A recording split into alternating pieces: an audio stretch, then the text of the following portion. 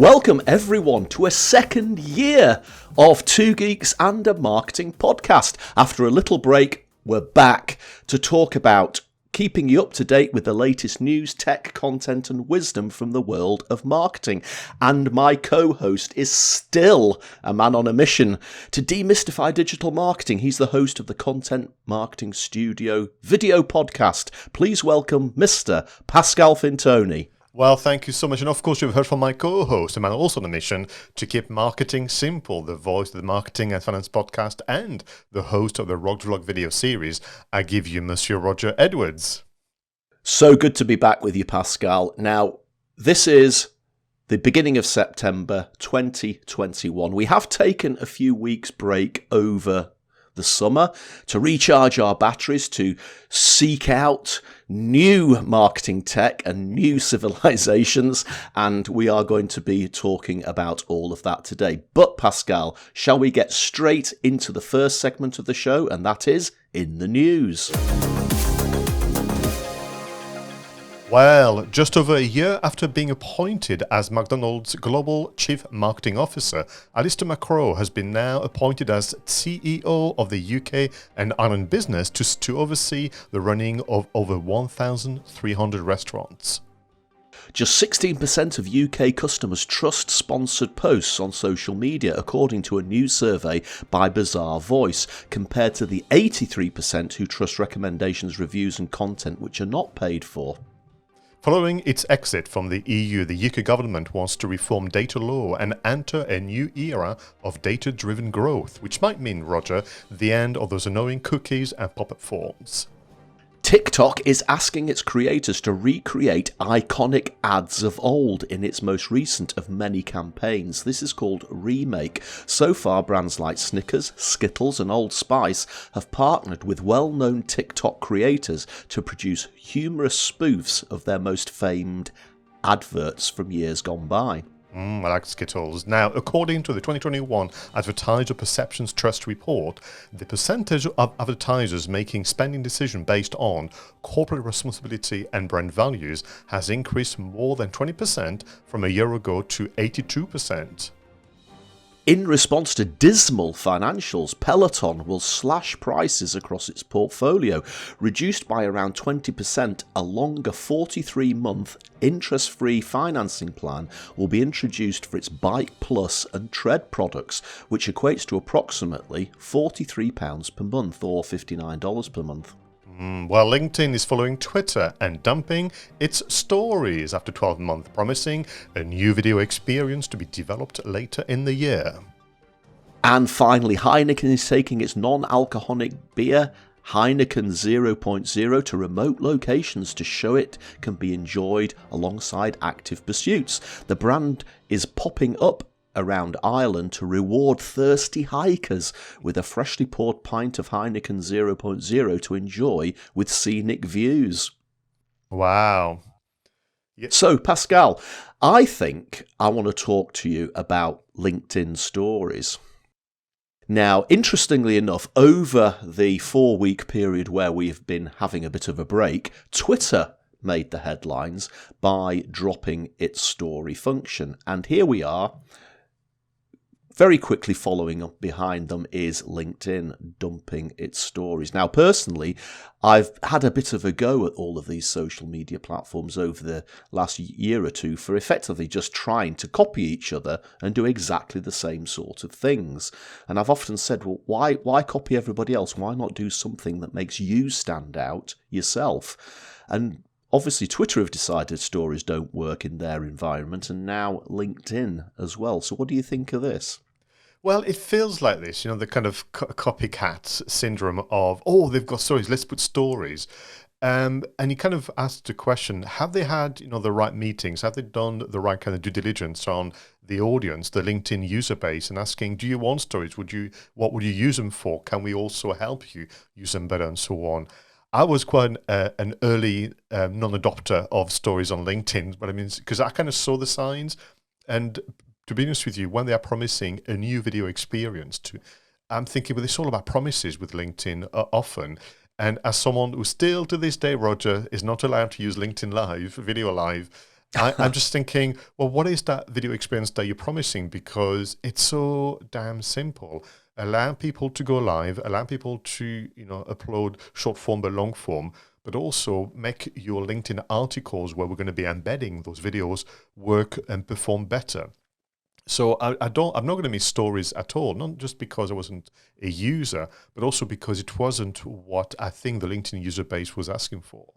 No, I think you're absolutely right. And the fact is that stories on LinkedIn, the functionality compared to Instagram stories and Snapchat and TikTok, I guess, just wasn't good enough. It was a very primitive, very little choice of graphics and that sort of thing. So I'm like you. I will not be sad to see it go. Do you know, you're absolutely right about the whole promising thing with LinkedIn. I mean, they are saying that they will replace it with some new video experience in the future. Now, if that stands out in some way, then all being well. But as you say, if it's just a lame promise that they don't deliver on, then that will be disappointing. And I don't know about you, Pascal, but I find my engagement on LinkedIn at the moment all over the place. Sometimes I'll put a post up and I get absolutely no engagement whatsoever. And then I'll put another post up and that one gets absolutely mobbed with engagement. So they just don't seem to have any consistency in their algorithm at the moment. And whilst we're having a moan about LinkedIn, my complaint is about if I go on my home feed, I see and hear from people that I have little interest and little connection with. And my kind of close allies and associates, I rarely see their stuff. I've got to seek it out. As you know, I've got my weekly roundups. One would be published later on today. And I've got to really seek out and make the effort to find the content published by my kind of first degree connections. I think that's what they call them on LinkedIn.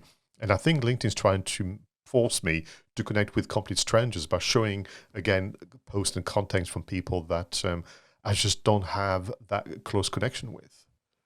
I think you're absolutely right. And possibly they're matching you up with people who are talking about similar things, thinking that you want to expand your reach in that respect. But actually, it would be quite nice to be able to talk to the people we're already connected with as it is. Absolutely.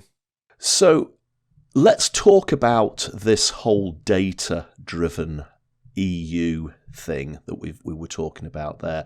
So we've come out of the EU, Brexit, and the government are saying that they can now reform data legislation. Now, let's face it, when GDPR came in whenever it was, 2018, I think, there were so many companies panicking about misusing data, and we all had to put these cookie notices up on our websites, and every single time you go onto a website these days you've got to say that you're happy to give them permission to use this, that and the other, and sometimes, I don't know about you, Pascal, but especially on news websites, if you're using a program like Flipboard, because it doesn't actually store the cookies itself, every single time you go to a news website, you'll get the pop-up asking you this, that and the other, and sometimes you think, oh, for goodness sake, just go away, yes to everything and leave me alone. So maybe this will be one of the very, very, very, very few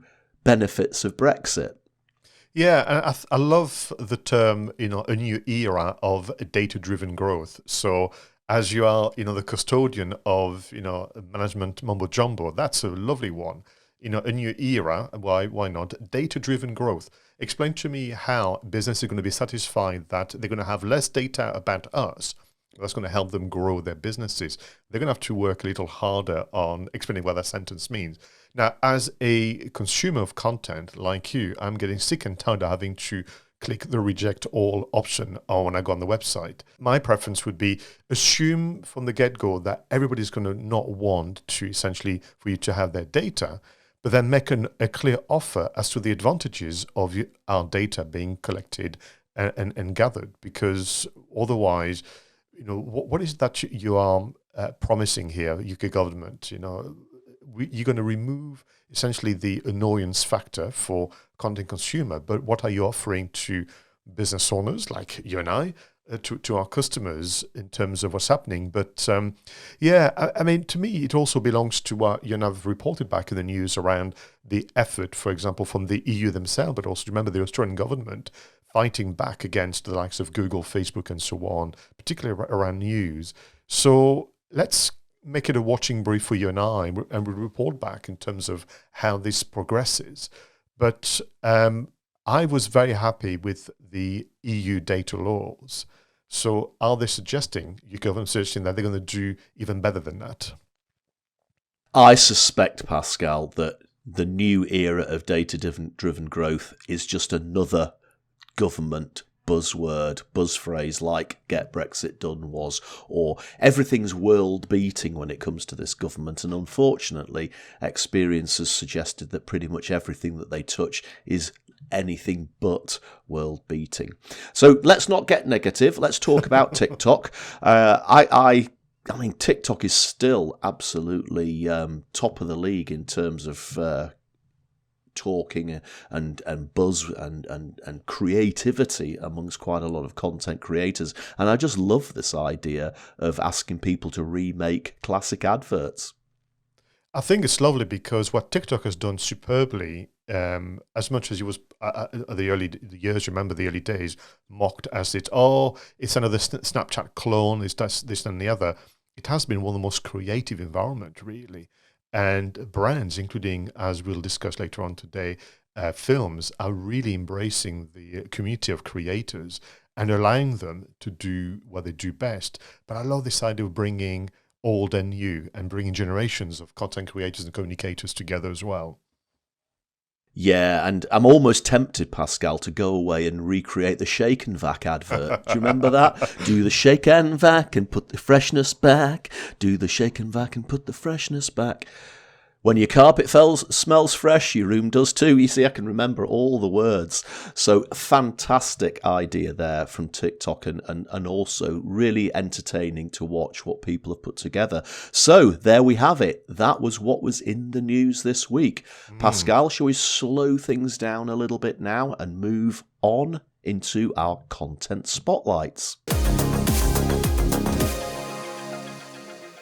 In this section of the show, Pascal and I surprise each other with an item of content. Now, it could be an article, could be a video, a podcast, but whatever it is, it has caught our attention for its relevance to marketing. So, Pascal, what have you got for me this week? So this week to the virtual table, I'm bringing an article, a very short yet powerful article, Roger. The title is as follows: How to design a profitable branded podcast that doesn't sound like a branded podcast. So a rather long title, but that really got me thinking about this idea of, yes, all those companies wanted to jump on the podcasting bandwagon. You could argue, you and I almost have a mini series on, fools rush in type of, content spotlight. Now, the author of this article is Paul Colligan, who's a founder of the Podcast Partnership, and this article will take you minutes to read, but will give you leave you thinking about the content for hours, if not indeed days, because this is all about stopping for a moment and thinking very carefully about why you want to either launch a podcast or start a new series as a brand. Now, the article has three key elements. The first one is called the branded podcast promise. I would even call it the false promise, as you'll see in a moment.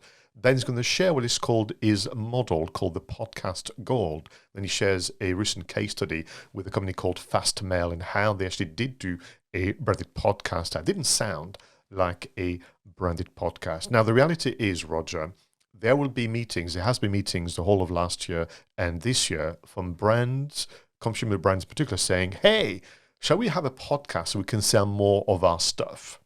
And this is really where Paul talks about the branded podcast promise, this idea of surely if we have a podcast, people will just fall about themselves to quickly listen to it to begin with and then buy our product. And of course, we know that those types of podcasts, although I've not listened to many, they're probably the worst. It's almost like, articles that are actually disguised as adverts. It's a bit like a video, frankly.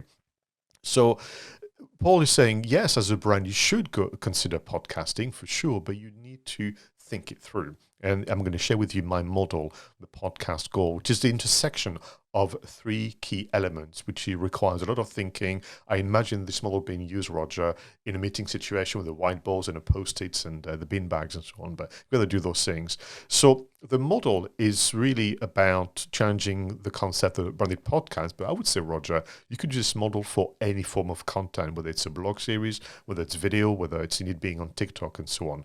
So think of it as a Venn diagram. Eventually, that's what it will be. And the bit in the middle is the podcast goal. So the first and easiest element to discuss as a team are the business goals. The business goals as an overall statement for the business, but also the business goals of the podcast. What do you want? What does success look like? And I would imagine most brands or even personal brand would be able to express that. The second one, and already becomes much harder, would be your audience interest or avatar interest, if you want to go that way, looking at the ideal customer. And this is where Paul's arguing this is the most difficult, because this is where you need to realize that what you find interesting as a brand may not be the same as your audience. And you're going to start to work a lot more on a bit more lateral thinking, a bit more about complementary subjects and themes, and really work hard at that. And because if you do this exercise, Roger, and audience interest equal my product, I think you're missing really what podcast can do for your business. The final element would be engaging content, not just audio content, but engaging audio content. And the term engaging really should invite you to discuss and explore that for quite some time. So I don't think this is an exercise that will take just minutes or hours. I think a team or an organization could go through this reflection phase for several days indeed, until they settle on the podcast goal, which is the intersection. Now, finally, he gives an example to explain what happens with the benefit of using his model. So he worked with a email company called Fastmail. And doing this exercise, you could argue that why don't they do a podcast about email marketing and email practices? That would be relevant and engaging. But would it be what the audience is interested in? And through the exercise, they came up with the theme of the whole purpose of the internet, and particularly the complaints about email, is about how it makes you feel. So emails are seen as an irritant. And you are the custodian, once again, of engaging marketing, not irritating or enraging marketing. So what they settled with Fastmail is a podcast on digital citizenship. How do we, all of us, make the internet a better place? And Fastmail is going to be essentially the podcast series to discuss it and bring about better practices, including email marketing. And suddenly you have a much richer experience overall for you, the producers, but of course for the listeners. So here we have it. Paul Colligan, the podcast goal model, intersection of business goals, audience interest, and engaging content. Yeah, I really like that, Pascal. And, again, it's like anything, isn't it? You've got to understand the needs of your audience. You've got to have goals for your content and your marketing activity. And what you've just described there is just another way of getting people to do those things, which, let's face it, quite a lot of people don't bother with. And then, of course, they get upset that their podcast or whatever it is doesn't actually work. I guess what I would probably have liked to have seen in there as well is the whole idea that if you put together a branded podcast, even if you've done all of what you've said and you've put the goals together and you've got it right, you've got to give it time. You can't expect to put it out there a few episodes later and then expect customers to be absolutely flooding through the door because of it. And we do know that quite a lot of businesses that do try to go down the branded podcast route usually give up after about 6 or 7 episodes and say things like, well, it didn't work. And they haven't really given it enough time. A lot of podcasts can take many months, maybe 6 months to get established. And you've got to be in it for that long term to make it work. And indeed, that reminds me of what you say often on this podcast, the idea of don't confuse a communications campaign and strategy with advertising. And I think what Paul has probably had to deal with doing as a consultant for the podcast partnership, this idea of people sat across the table or on the Zoom call, perhaps was the case, saying, so, we're doing podcasts to sell stuff, and then suddenly the whole mindset is about, it's the same thing as a Facebook advert, isn't it? And God, no, it's not at all. Absolutely right. It's there for the long term, and you've got to treat it as such. So, Pascal, my content spotlight this week, you've already alluded to it earlier in the show by talking about my obsession with complicated language. And this article is from Marketing Week, and the heading, I shall read it out, is "The language of marketing is so imprecise as to be almost meaningless." And the article is by 𝗂𝗵𝗲 𝗏𝗏𝗀, and as I say, it was in Marketing Week. Now, funnily enough, I've been thinking again a lot about this particular topic, and as we come out of lockdown, I'm starting to get more work coming in, more clients talking about simplicity again, which is good. But I've always had this theory, and one day I'll probably have to do some proper research to back this up, because I've never actually got the data to show that it's absolutely right. But the gut feel that I have inside from all the companies that I've dealt with proves that this is the case.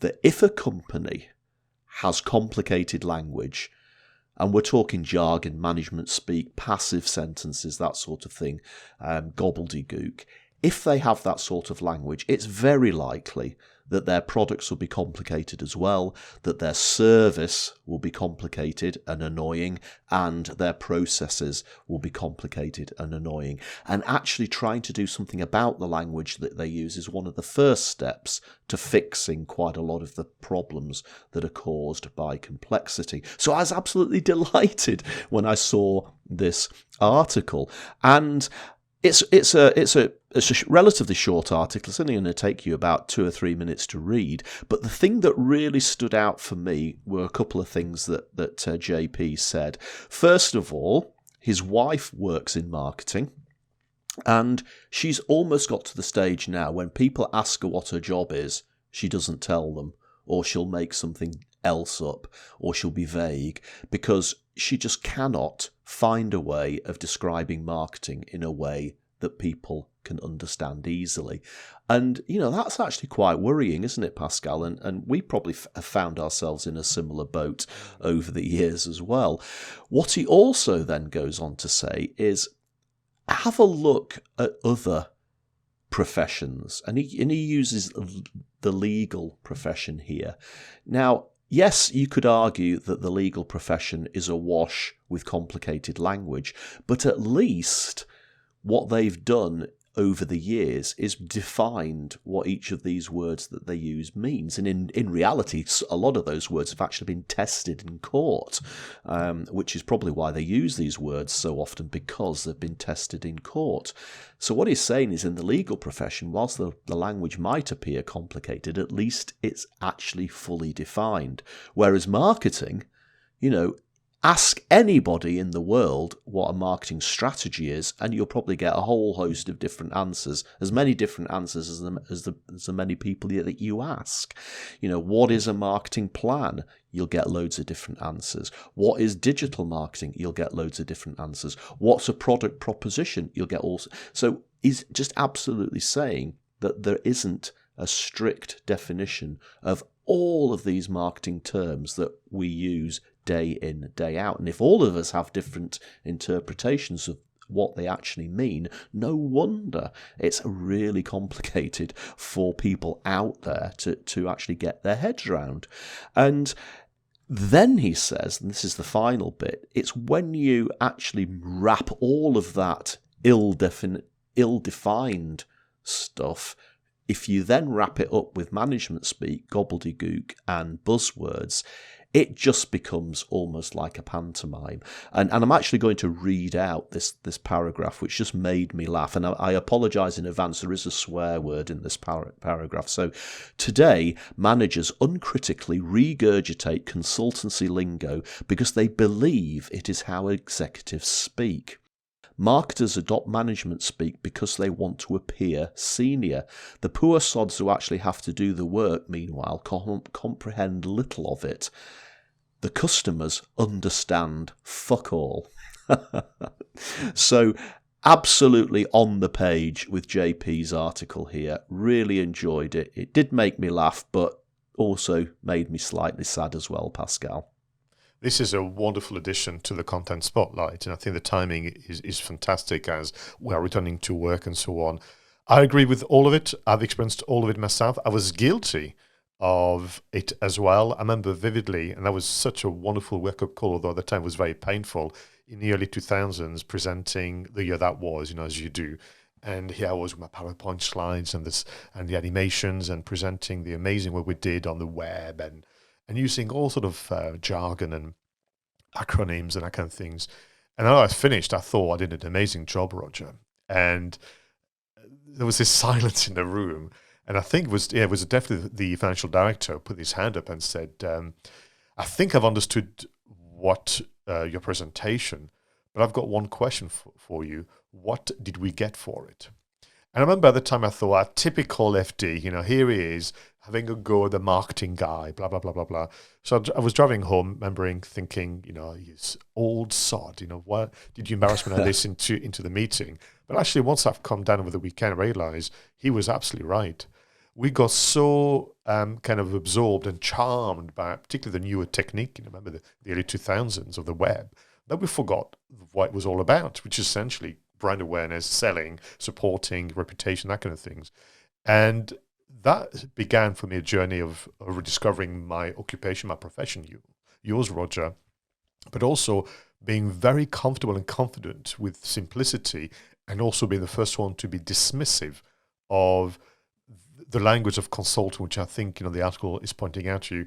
And for me, in 2021, sadly, the digital sphere of marketing is full of compulsive liars. There are two types of compulsive liars, Roger. Innocents, who are repeating the words they've heard elsewhere, repeating the bad advice they've heard elsewhere because they genuinely believe that it is true. And you've got the criminals, those who actually know for a fact that they are talking complete nonsense, but they keep repeating it over and over again on YouTube, on podcast, and more. And our profession, as I mentioned to you on this podcast, it took decades to earn a seat at the boardroom table, and we are losing it fast. Yeah, absolutely right. And unfortunately, that's a theme that's been coming up on Two Geeks in the Marketing podcast for the last year since we've been doing the show. Hopefully the tide will turn at some point, Pascal. So once again, a couple of really good, very topical, very important content spotlights. So thanks for bringing those to the table. Let's move on to marketing, tech, and apps. In this section of the show, Pascal and I bring to the table some technology that was caught our attention over the last week. Could be an app, could be a gadget, could be a platform. Pascal, hit me with your technology. Right, Roger. I think I may have found one of the simplest and most powerful podcast setup ever. Well, until the next time there's a new tech and a new bit of software. So whilst I'm saying that this is a podcast tech inspired by the article that we reviewed on Content Spotlight, I believe this is the setup for Zoom, Teams meetings. It could be a setup for doing interviews, anything that requires good audio. Now, you have mentioned the company Rode, R-O-D-E, on many occasions, and they deserve, the accolade for the work they've done in creating the hardware and now the software that we need to be good audio producers. So I want to give a shout out to not a new microphone, but one that's received a wonderful and welcome price reduction. This is the Rode NT USB Mini. Now, this is a perfectly formed little microphone. You'd be very surprised, and people could be very dismissive, thinking this is far too small. There's no way this will perform well. And actually, it really packs a punch. I've read all the reviews. I've listened to the many tests you can sometimes watch and listen to on YouTube. And this is a microphone that really has studio quality for less than £100. And that is pretty exciting because the barriers to entry is getting lower. But not only would you then have a good microphone, the Rode NT USB Mini, but it comes now with a recently launched software called Rode Connect. And Rode Connect is a free software solution that can allow you to literally control the quality of your audio. So all the things you and I have had to learn over the years, the low and high pass filters, the bass boosters, the treble boosters and so on, the noise reductions, all those things is included in Rode Connect. It's a free software download, and literally understands that you have the Rode NT USB Mini plugged onto your laptop, but also it has all the features from the famous Rodecaster Pro. So you could have pre-recorded audio stings, you could have pre-recorded adverts, you could have pre-recorded interviews. I've checked, and I'm pretty sure I'll put the link in the show notes that you could also link your phone via Bluetooth to have a guest. You can do all sort of things, really a full-on kind of podcast production unit for free by buying the microphone and downloading the free software. Now, if I may, as somebody that has bought and paid full price for the Rodecaster Pro, I'm a little, sore here because, let's be frank, the Rodecaster Pro was a big investment for my business. And then I bought all the different microphones I'm using today as a year or two new setup, the Rode PodMic. And I'm reading and kind of singing the praises of this new kind of offering from Rode, but also thinking that's just a little, harsh for the poor people like me and others that we know who have invested to the tune of £1,000 on getting kitted up. But we are where we are. And I wish people who are new to audio production, but also wanted to improve the sound quality of their meetings and interviews, very best of luck. That made me laugh, Pascal. But you've done audio. I'm going to do video. Now, I actually, I'm pretty sure, I haven't gone back through the previous 50 episodes of the show, but I think that I did, I talked about the predecessor to the gadget I'm going to talk about today. So today I'm going to talk about something called the DJI Pocket 2 gimbal camera. And I think I talked about its predecessor, which is called the 𝗬𝗲. Now they've decided to call this the Pocket 2 this time. Now it's an extremely small camera. It's not an action camera in the same style as a GoPro. It's more of a vlogging camera, but the unique feature of this thing is the fact that it's got this little gimbal on the top of it. Now the camera is the sort of camera you'll find in a mobile phone or a really high-end webcam. So we're not talking DSLR quality here, but we are still talking incredible quality for the price range and for the size of the sensor. But the fact that this thing has got the gimbal on it means that you can get, as Peter McKinnon would say, buttery smooth footage wherever you go, and it can keep the horizon level or whatever it is. But the most amazing thing about this camera, and this is the reason I reviewed the predecessor, is that it can track a moving object. So if you're doing a video of yourself doing a presentation, say, you could put this camera on a tripod and get it to track your body. So if you could walk from side to side, and this little gimbal will follow you to keep you in the shot. Whereas if you had a normal static DSLR camera on a tripod, you'd have to make sure you didn't wander out of the field of view. So that on its own is enough to get really excited about. But the second thing is that they're now selling this thing in what they call the Creator Combo. And what comes with the Creator Combo, believe it or not, for a camera that is no more than about the size of the space that I'm making with my fingers here, it's got a wireless microphone. So imagine you're out, you're doing a vlog, whatever it is, you're doing a presentation. You could have this camera 100 yards away and you could start walking towards the camera and talking and getting close to the camera. And because it's got a wireless microphone built into it, like a Rode wireless microphone, which we've also reviewed here on the show, it will pick you up crystal clear, absolutely, from when you're 100 feet away to when you're 2 feet away. And again, that is just incredible for the size of camera. Now, you can tell that I'm getting quite excited about this little gadget, and I was hoping that Amazon would have delivered it to me by now so that I can actually hold it up and show you. Unfortunately, it's not coming until this afternoon, but I was so impressed with the videos and the reviews that I've seen of this camera that I have actually bought one. So maybe in a future episode I will, once I've played with it a bit, bring it back to the show and tell you what I think of it. Yeah, please do that. I'm thinking my birthday is soon as well, Roger. Thank you very much, because Denise was asking, what do you want for your birthday? And I reached an age, fortunately, where I don't feel like I need anything.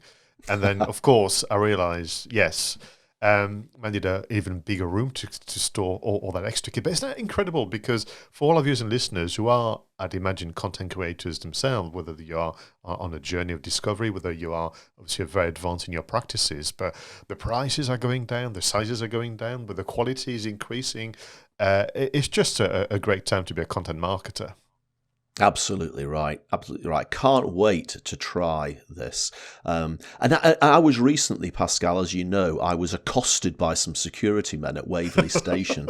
I was trying to take some video of some trains, which is actually perfectly legal. There's nothing wrong with it. But these two security guards with their big high-vis jackets on.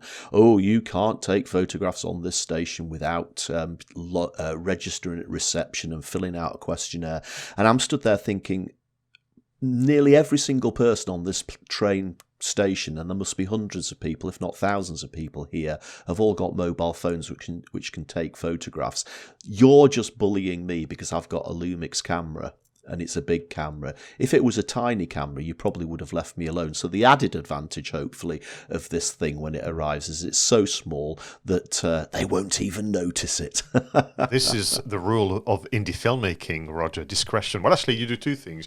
You have a very small camera and you wear a high-vis jacket. You can go anywhere. Fantastic. Always good to talk about marketing, tech and apps, Pascal. So, shall we fire up? For the first time in a few months, shall we fire up the flux capacitor, set the controls of the TARDIS, and head back in time for this week in history? And in 1888, Eastman Kodak is issued a patent for his roll film box camera, the invention who launched amateur photography, and a few years later, Eastman was coined the advertising slogan, "You press the button, we do the rest." In 1990, 1 year before the invention of the World Wide Web and 8 years before Google, the first internet search engine, 𝗬𝗏𝗍, is launched to index FTP archives and make finding files easier.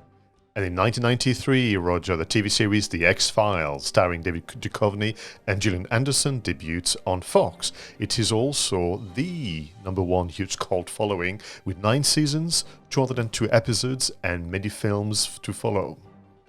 Oh, and in 2008, the Large Hadron Collider, the world's most powerful particle accelerator, conducted its first test operation and reproduced the conditions that existed within a billionth of a second after the Big Bang. I always thought that Large Hadron Collider just sounds really scary. It's definitely the sort of thing that you would hear in a sci-fi movie. You press the button, we do the rest. That's a great strap line from Kodak, isn't it? I mean, I have to say, when we did the research and I typed the year 1888, that feels like a long, long time ago, Roger. But what an impact the invention, but also the brand. I remember vividly, you would buy Kodak because of the logo. Remember, you had that kind of really rich yellow with the red, and if you look carefully, you could see the K of Kodak, but you could also see the symbol of the film that you put into your camera. I mean, you must have had a camera with the film you had to roll in, and you had to be super careful with it as well. Yeah, my dad used to have a Kodak Instamatic camera where the actual film was almost like a plastic bracket that just used to fit into the back of the camera. But yeah, you could also get the ones where you had to literally put the spool of film in and then drag it across the shutter and then twirl it up in the other side and then wind it and crank it. There was something really, the ritual of the winding and cranking, the noise, you felt like you were empowered to go out and create. Obviously, back in the days, you had to be careful. It was only 24 or 36 photos. Of course, we're very nostalgic here, but I'd imagine people were not as wasteful as they are using mobile phones nowadays. No, you certainly couldn't take 36 attempts to get a selfie right, could you? Because that would wipe out your entire allocation of shots. And of course, once you'd finished your shots, you'd have to wind the film back into the spool, and a lot of time you actually had to send it off to get developed. In the early days, you couldn't even take it to Boots to get developed. You had to actually send it off to Kodak to let them do their magic. So it's incredible how far we've come, and that we can just pick up a mobile phone now and take photographs without even thinking about it. Yeah, which is why this week in history is such an important segment to you and I. It allows us to reminisce, but also we are where we are because of things that have happened in the past, both recent and distant. And this one feels very distant. And I would encourage, viewers and listeners of all ages, just go online and read the story of Kodak. And if you want to as well, there is a great film, I think, called Kodachrome, the story of the last photographer. I think he was working for a magazine, going to the very last Kodak studio to get an old film being printed before he essentially retires, with Ed Harris, and you get to know more about it. But for me, Kodak, it's a success story in itself as a business, but it's also the way in 1888 they already thought about branding. The slogan, the logo that survived really the test of times, the loyalty to the community and so on. And I just think that it's just amazing. But like you said, here we are in 2021, really. We can do what we can do because somebody invented a camera where you could put a film that was rolled into a little box. Incredible. You press the button, we do the rest. And talking about great straplines, the truth is out there. Yes, 1993. I genuinely can't believe it's that long ago. That was the year I got married, 1993. The X-Files. At the time, probably one of my favourite TV series, Pascal. It was so good. And what I did love about it was the way that they usually had an arc going through the series, which was all about government conspiracies and aliens.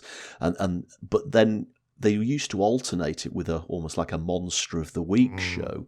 So it kept the variety going. But, some of it was genuinely spooky. Some was genuinely thought-provoking. Sometimes it was out-and-out body horror. Sometimes it was psychological horror. And the charisma between David Duchovny and Gillian Anderson was fantastic. And you just said there, I couldn't believe how many series there actually were. It flew by. And I'll tell you one thing I can remember. I think it was the end of the second series, ended on a gigantic cliffhanger, and everybody around the world was just on the edge of their seat waiting for the third series to start. And when the third series did start in America, it was weeks before it was shown in the UK. And that was before the time when we could just, pretty much watch television at the same time. And I remember my sister in Los Angeles recording the first episode of Series 3 on a VHS tape, sending me the VHS tape. But of course, in America, they record VHS on an NTSC signal. So I then had to take that VHS tape to a company, a shop in Edinburgh, and get them to convert it to PAL so that we could watch it. And we went to all of that trouble because this series was so good, we couldn't wait for the UK to catch up and show the third series. Yeah, as I was reading the news and fumbled my way through the numbers because I memorized them, I just know them by heart. There was 9 seasons, 202 episodes, and then they did 2 extra seasons and 2 films. But the reason why it's an important addition to this week in history is I do believe that in 1993, this restarted this idea of fandom that existed in the 70s, I would argue, with the lack of Star Trek and so on and so forth. But I don't remember before the X-Files a sense of excitement or a sense of a global following to the degree that it had. But also, you're right, it had the strapline. Do you remember the music in the opening credits from Mark Snow? You had that kind of really eerie sound that had some little echoes of Twilight Zone and so on. And it was showing the UK on the Tuesday night. And honestly, I was almost to the degree of unplugging the phone. There was no way it would disturb me when the X-Files were on. I do know that Denise, my wife, got many nightmares with Eugene Toombs, among the many monsters that was shown there. But a very, very important addition to pop culture. And they're still talking about doing more, because the characters, you're right, they're so engaging. We believe in their journeys, both of them. And there was some really twists and turns, some very nasty characters as well in the X-Files. Yeah, the cigarette smoking man was incredibly evil, and yeah, I mean, with 9 series worth of episodes, we could talk about the X-Files all day, but it's not actually the focus of this show, and unfortunately, it's not going to form part of film marketing. But I imagine that one of the X-Files films could, in future, form part of film marketing. So, Pascal, shall we move on from history, come back to the present day, and give some creator shout-outs? Please. In this section of the show, Pascal, give a shout out to some of our creator colleagues. They may be part of our networks, they may be slightly outside of our networks, but they are all incredible content creators. So Pascal, who's in your shout out zone this week? Right, it gives me great pleasure to give Chris Nightingale a shout out. Now, Chris is the digital acquisition manager of AO.com, a brand that is well known, I think, in the UK, perhaps worldwide. And Chris and I met when I was hosting a couple of virtual conferences. He was one of the speakers who, frankly, was so passionate, but also so easy to follow and engaging about the wonders of online advertising. And he was sharing essentially what they do and how they plan, how they execute advertising campaigns online for AO.com. Not, the most exciting subject typically, but he just had a way to get everybody engaged. It was my role to introduce him on the virtual stage, to then listen, note down a few things to ask at the end.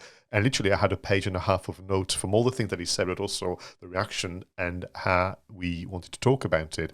And the reason why it is in the Content Creators Shout is because he recently launched a new podcast and video podcast. And you know how fond I am of new beginnings. So he's now the host of the Marketing Mini Bites. This is a new podcast series. The link will be in the show notes. Every Wednesday, 9 a.m. declared, on these YouTube channels. So good luck with that. We know that consistency is important, but there's nothing like making that commitment public as well. And what he's doing is he's inviting people in his network to talk about their own efforts in marketing from big brands as well as personal brands. He's challenging himself and the guest to stick to a mini bite. So this is a 20-minute to half an hour conversation full of nuggets of information, full of tips and hints about how to be a better marketer. Fantastic. Now, Pascal, over the summer, when we had our month off from doing Two Geeks in the Marketing podcast, we weren't actually doing nothing, were we? We were experimenting with Twitter Spaces. And you and I did a 4-week weekly show on Twitter Spaces talking about digital events and the future of digital events and how they're all going to be hybrid. Now, as always, we learned quite a lot about the technical stuff, and some of it didn't go very well. We had a few issues with the sound on a few occasions, but 2 people helped us a little bit with the show, and they were Amanda Webb and Making Sang. Now, I think I've given Making a shout out before on the show. She's a FOMO creator and helps people who run conferences to really generate FOMO around their events. And I thought I'd give both Amanda and Making a shout out again this week. A, because they helped us with our own Twitter Space show, but B, because they are really making use of Twitter Spaces and I really like what they're doing.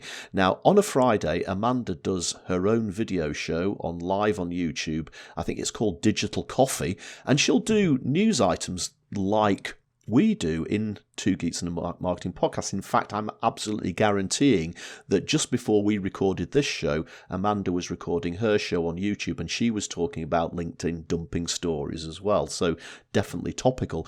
But what Making and Amanda do after the Digital Coffee show is they then go on to Twitter Spaces to debate those topics in a little bit more detail. And it's a really good show to just jump on, have a listen. Obviously, they'll invite you up to speak if you've got something to say. So, Amanda Webb, Making Sang, thank you for your Twitter Spaces on a Friday. Smashing. Superb. Okay, Pascal, we've waited all summer for this. Probably my most favourite part of the show is about to come to pass. It is film marketing. The film we're going to talk about this week is one that I'd never, ever heard of. But as soon as it popped up on Amazon Prime, I was hooked in immediately, and my wife and I watched it. We thoroughly enjoyed it, and I know, Pascal, that you both watched it as well, and you both thoroughly enjoyed it. But as I say, until it popped up in Amazon Prime, I'd never heard of it before, and I think that is interesting from a marketing point of view, and that's something that we definitely need to talk about. But before we do, why not let's watch and listen to the trailer?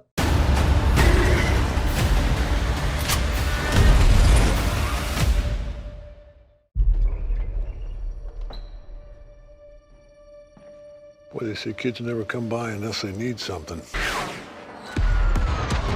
Dad, I need your help. I'll get my coat. 30 years in the future. We are fighting a war. Our enemy is not human, and we are losing. We need you to fight. I will be back. And I love you, Chickpea. 7 days from now, when you're sent into that war, you won't be fighting for your country. You'll be fighting for the world. Is it all right? Yeah, going to war. Stop talking. Listen. Sorry, I mean, when I'm nervous, I talk. I'm like a 97 on the nervous scale. That should be fun.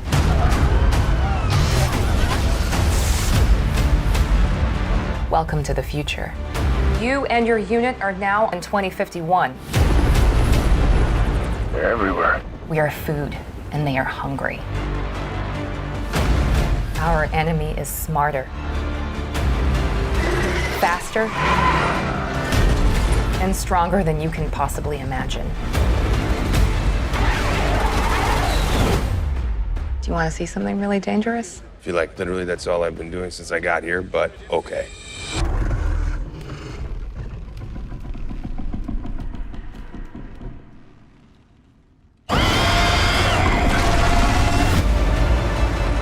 Within the next few weeks, the human species will disappear from the face of the earth.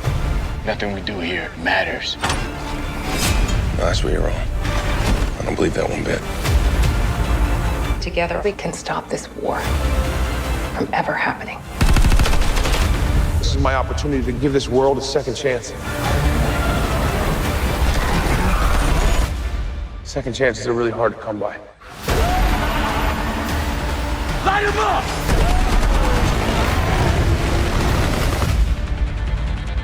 I'm not gonna hide. I'm gonna fight.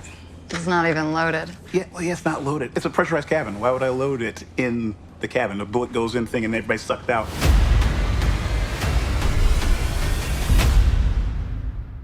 So, Pascal, the Tomorrow War.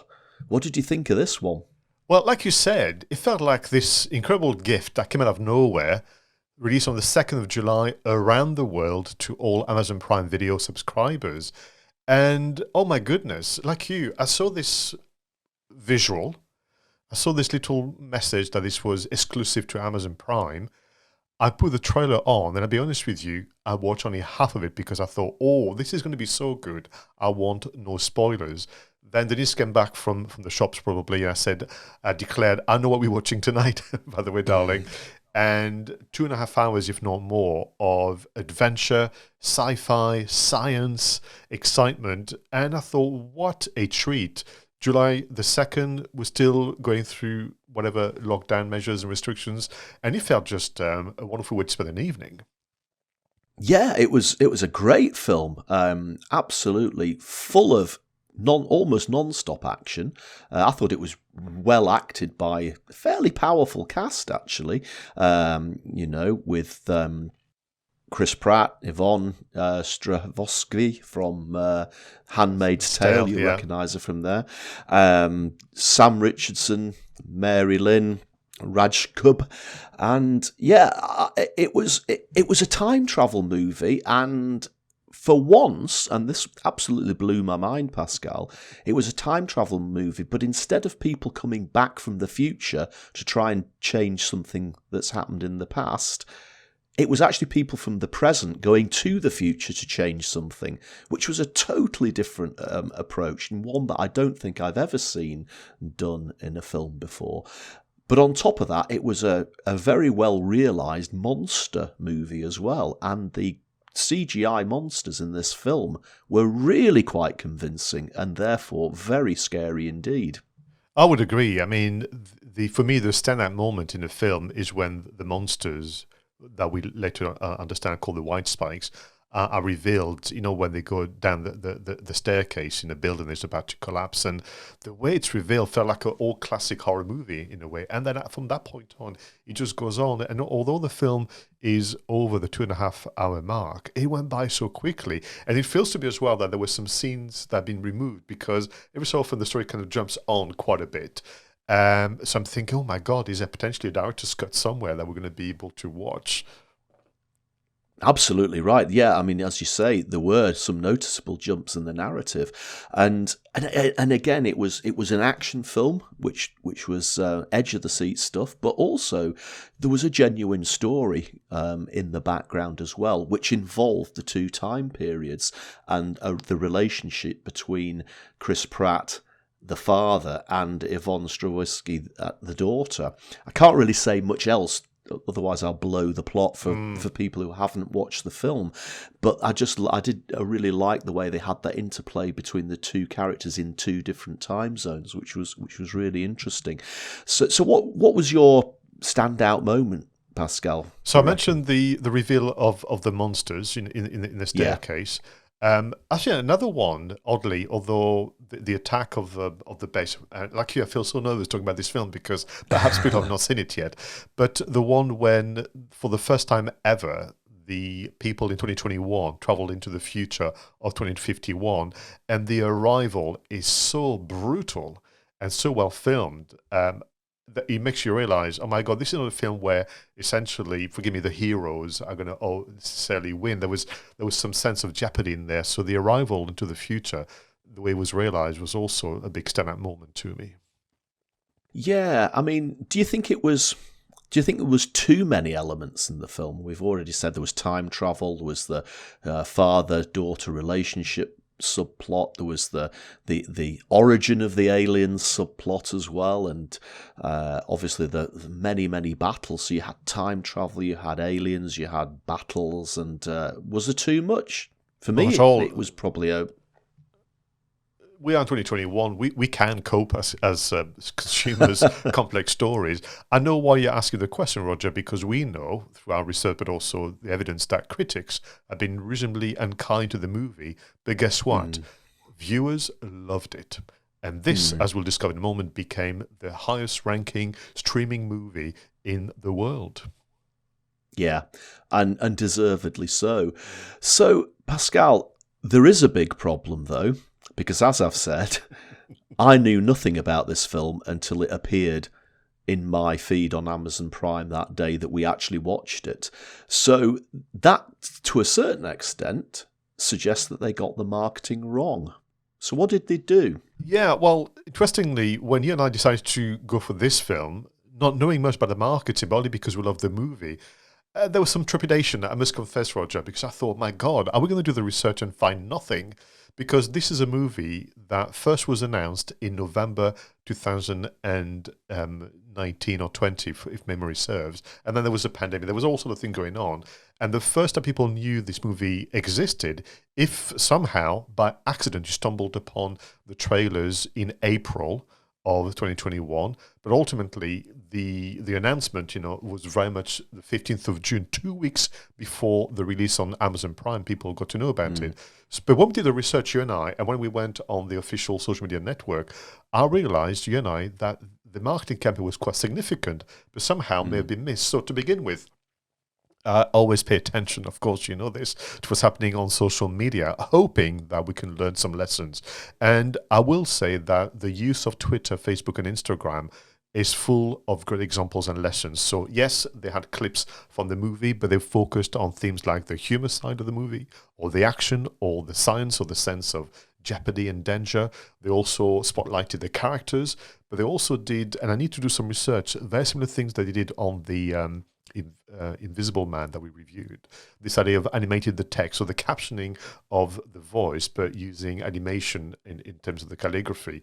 They also did some static graphics on social media, focusing on the stars, on the viewing figures, because ultimately, Roger, whereby in the past movies will claim the revenue in dollars, euros, and pounds, they couldn't do that because this was for the subscribers. We already paid to watch this film, so they had to use the viewing figures, which was the first time I've seen this, and the rating, which is why they could claim that they were one of the highest ranking streaming movie in the US first, and then the rest of the world.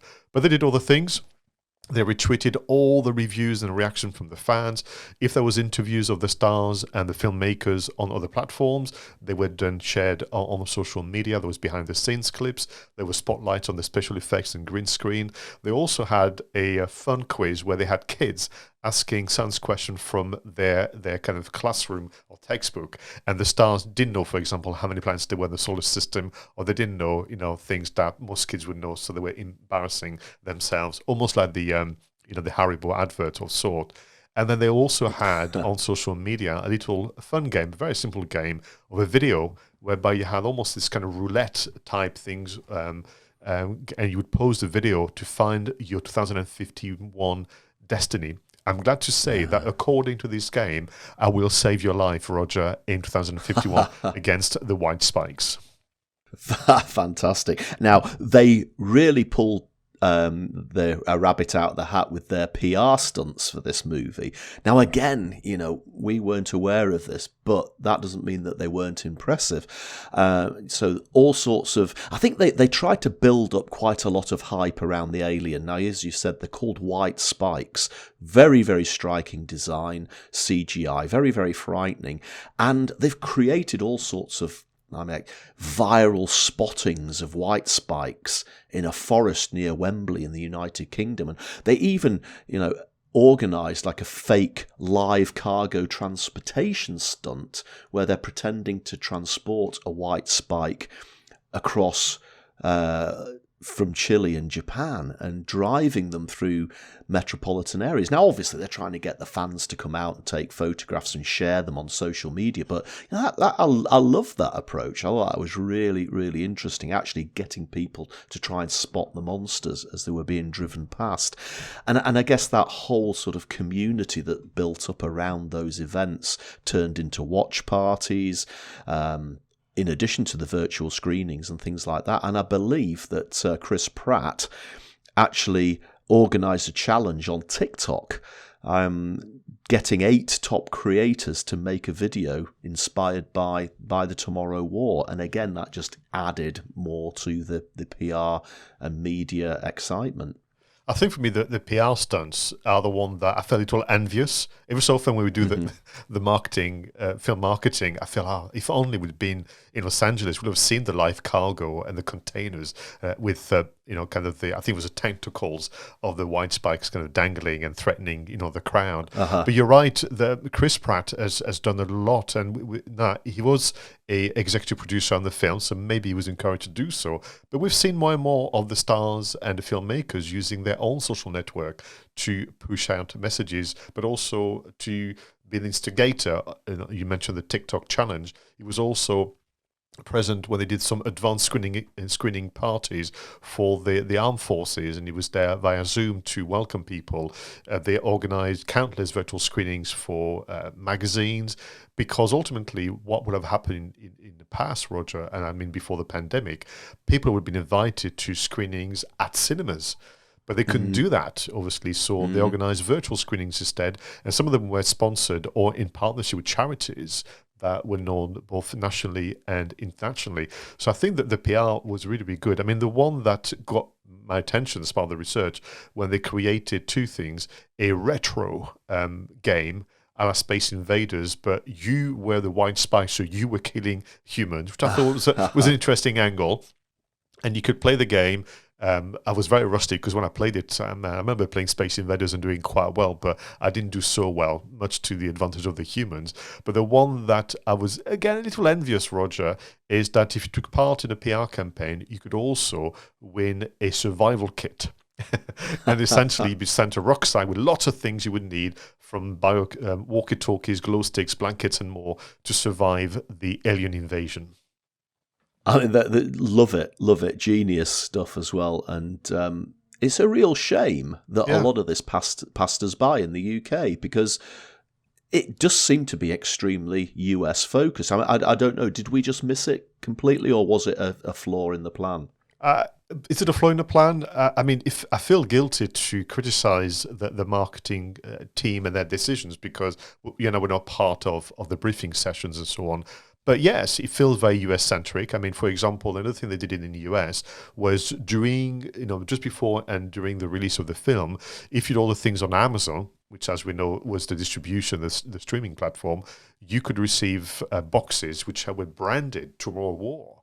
And people literally were ordering items on Amazon just to get a box, because fans started to collect things, So that was quite interesting.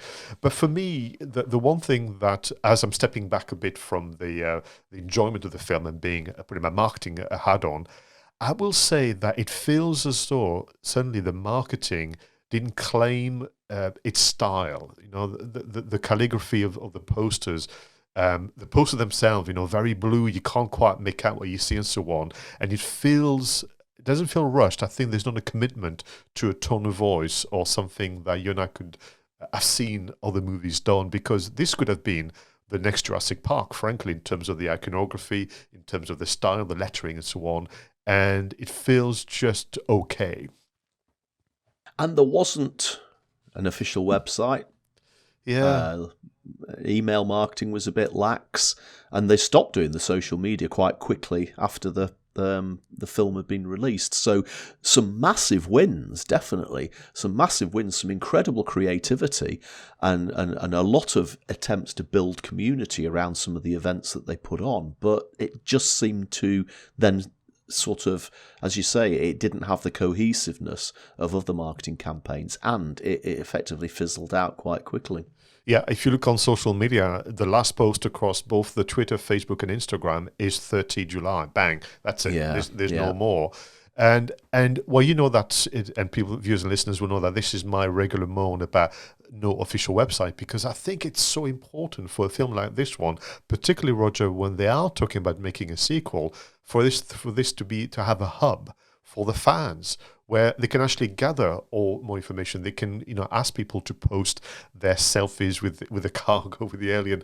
They can ask people to even take part in games, send their scores, or send a picture of their 2051 Destiny predictions and that kind of things. And I think that's where maybe you and I, because we've been able to explore now over 50 film marketing campaigns, we can see and join the dots a bit more. And I'm thinking, for a movie that gave people a 2-week notice and blew our minds, really, you can't deny that this was a wonderful gift, a summer blockbuster for all the fans.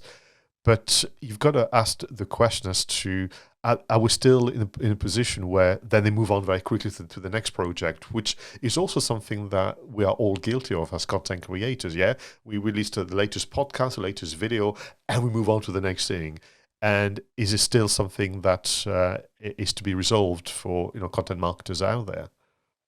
I think you're absolutely right. Maybe, this was, because of the pandemic as well, this was a film that was being entirely launched on a streaming platform, and maybe they just felt that was the approach they had to take, dive in, do a lot of stuff, and then disappear. And maybe they'll have learned the lessons that actually maybe we should have stuck around a little bit longer and continued with the impetus, continued with the momentum that we'd built up, and carry on. So like we're all learning all the time, aren't we, Pascal? I say that all the time. I never say I'm an expert, because I'm always learning day to day.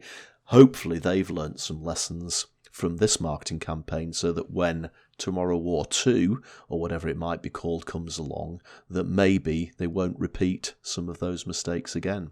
Indeed, and we call them mistakes, Roger, only because we don't have the information, we don't have the brief, yes, and the project plan. But for me, they're probably missed opportunities as well as being mistakes. So, people from Paramount Pictures, if you're listening to this podcast, just get in touch. We've got lots of ideas for you to make sure that your next campaign works. But can I just finish on really applauding the PR campaign? The PR stunts are amazing. They give us lots of ideas as brands, both business brands and personal brands.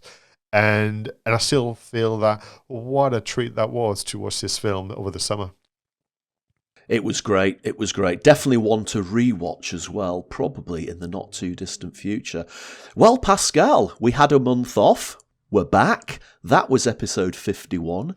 Two Geeks and a Marketing Podcast is as strong as ever. Really enjoyed talking through all of our different sections, content spotlights, film marketing, etc., etc. So thank you once again for being such a fantastic co-host, and thank you to everybody who watched and listened to Two Geeks and a Marketing Podcast. We really do appreciate you taking the time to watch and to listen. Don't forget to subscribe, leave us comments either on the YouTube channel or on Twitter or wherever you want to get in touch with us, and tell us which films you'd like us to review in the future. So until next time, go out there and make sure that your marketing is done right. I was Roger Edwards and he was Pascal Fintoni.